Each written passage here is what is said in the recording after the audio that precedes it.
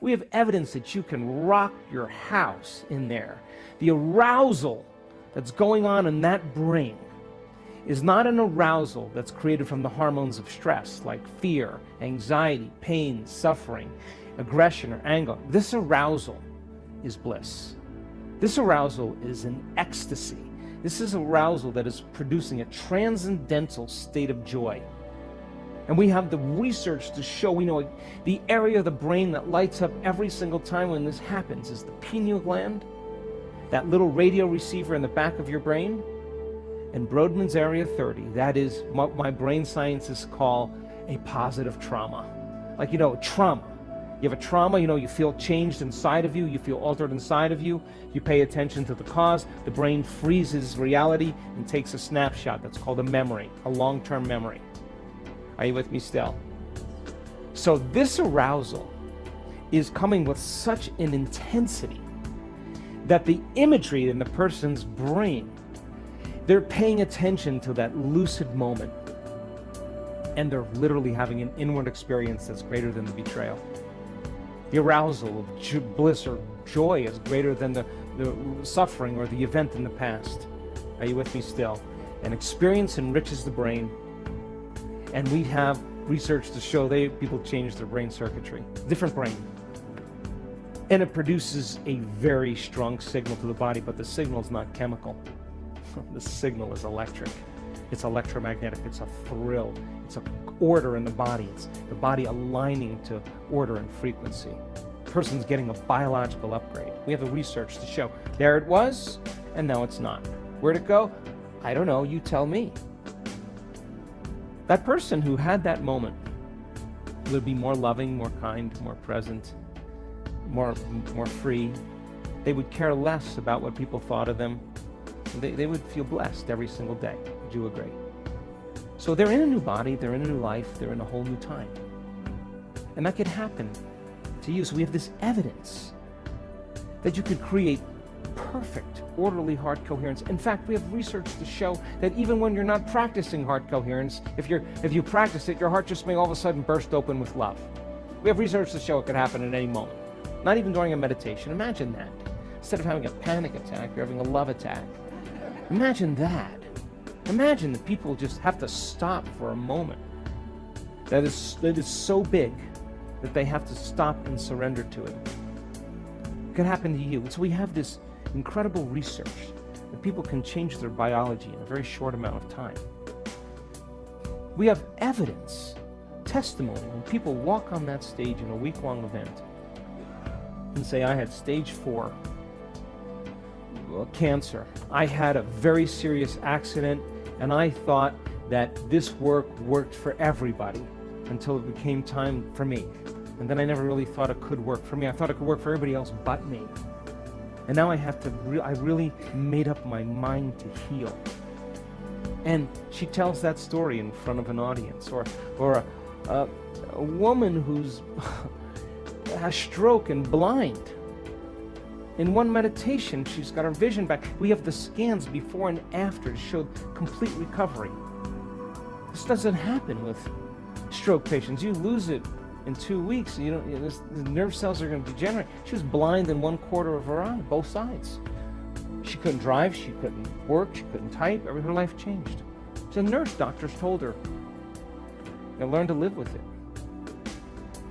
One doctor said, well, go see that Dispenza guy. I'm going, so let's go. She came.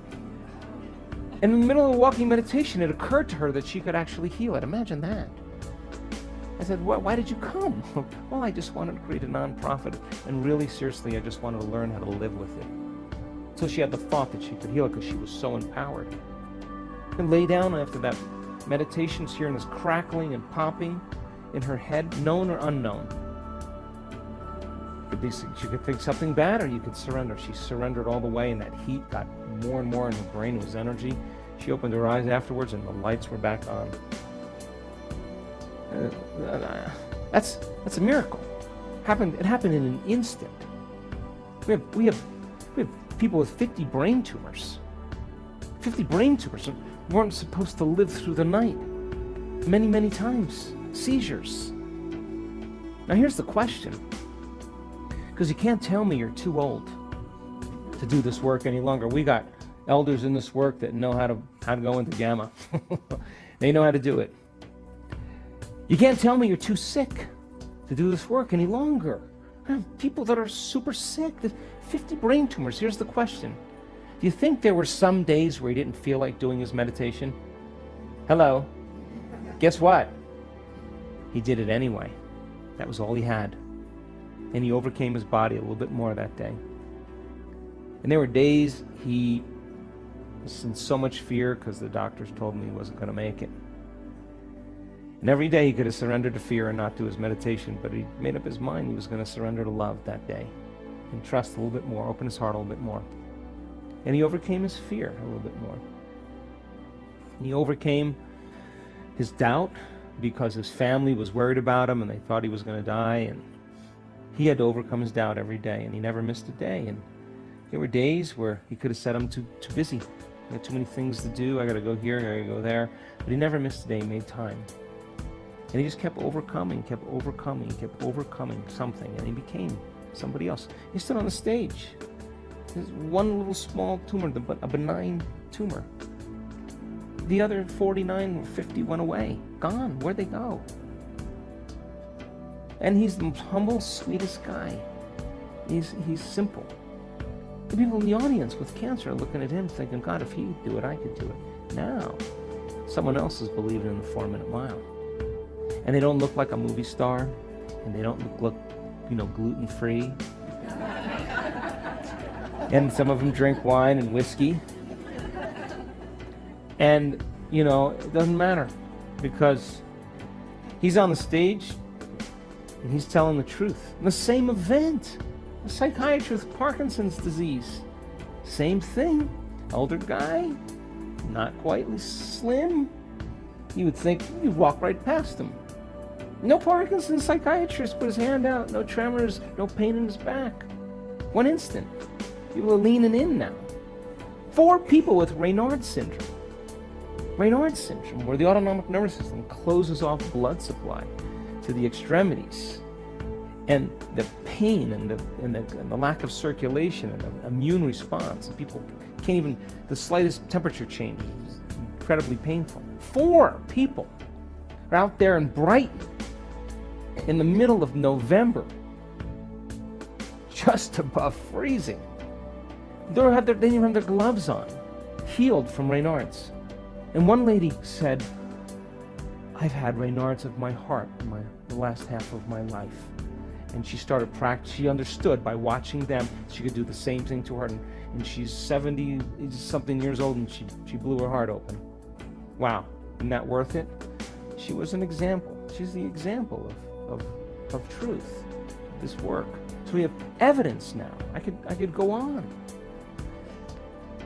Evidence in testimony. Evidence in scientific methodology. And evidence is the loudest voice. It is the loudest voice. And this is a time in history where it's not enough to know. This is the time in history to know how. And a little time to be the creator, defined by a vision of the future every single day. When those synchronicities begin to happen, when those serendipities, those coincidences begin to occur in your life, I swear to you, you're going to pay attention to what you've been doing and start to believe more that you're the creator of your life now, and less of the victim of your life. Yes or no? And now remember, the stronger the emotion you feel from some problem or condition in your life, the more you pay attention to it. And where you place your attention is where you place your energy. And many people give their vital life force, their creative energy, to some problem or some person, and they could be using that to heal their body, to be creating a new future. Are you with me still? And you would have to agree with me then, Boulder, that if your body is sitting there raging because of some problem in your life, and you keep overcoming the emotion, sooner or later you're going to take your attention off that problem, yes or no? And you're not going to be giving your power away to that person or that problem. You're taking your power back. That's energy that you're going to use now to change that problem, yes or no? And I want to show you a very simple way to change a problem in your life. Would you like to do that? So then you have to get to that place where you understand where all possibilities exist, that quantum field. You can't bring your body, you can't bring your friends, you can't bring your pain, you can't bring your opinions, you can't bring your past, you can't bring your profession, you can't bring your face. You gotta leave all of that. You can't even bring your cell phone. That's not the kind of signal we want. You gotta leave all that behind. You gotta go in there as an awareness. And so then, once you understand the difference between space-time and time-space, and it makes sense to you, then we'll move from one problem, one condition in your life that you have done everything to change. You know, you've hired hitmen, you've called the mafia, you've had attorneys, you had friends, call friends. None of that changed it. You prayed, you bargained. None of that changes it. But there is a potential in the quantum field where it is resolved, yes or no? And I want to show you how to move from one dimension into another and then begin to change that condition in your life and create a door for you to walk out of.